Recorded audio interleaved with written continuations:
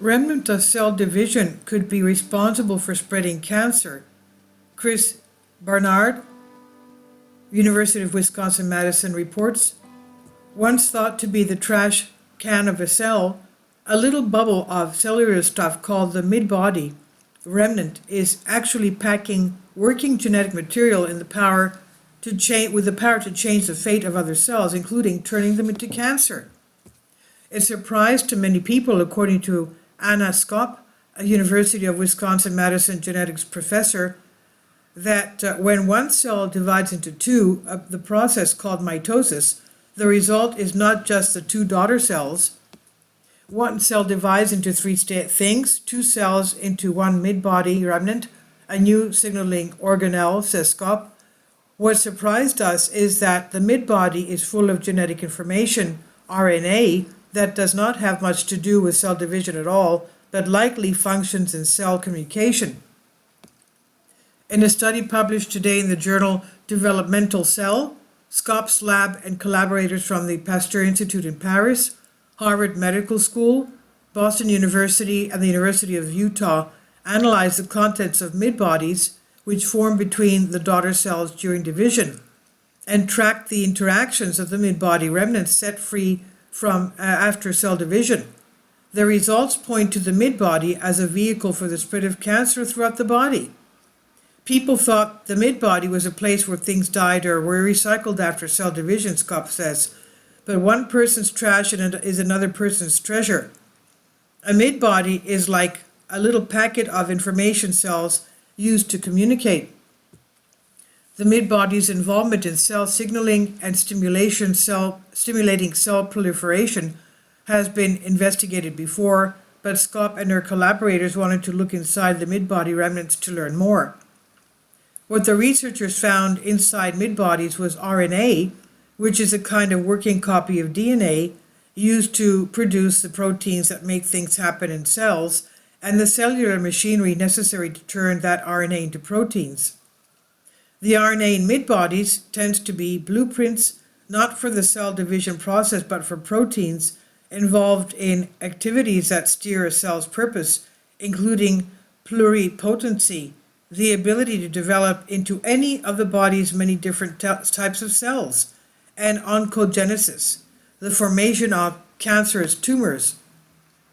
A mid-body remnant is very small. It's a micron in size, a millionth of a meter, Skop says, but it takes a little lunar lander. It's got everything it needs to sustain that working information from the dividing cell, and it can drift away from the site of mitosis, get into your bloodstream, and land on another cell far away. Many mid-body remnants are reabsorbed by one of the daughter cells that shed them, but those that touch down on a distant surface like a lunar lander may instead be absorbed by a third cell.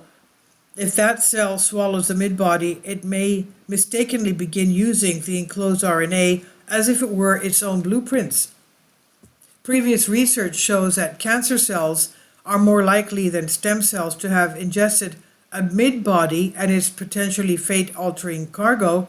Stem cells, which give rise to new cells and are valuable for their pluripotency, spit out a lot of mid-bodies back out, perhaps to maintain their pluripotency. Further, future research may be able to harness the power of mid-body RNA to deliver drugs to cancer cells or to keep them from dividing. We think our findings represent a huge target for cancer detection and therapeutics, says Skop, whose work is supported by the National Institutes of Health.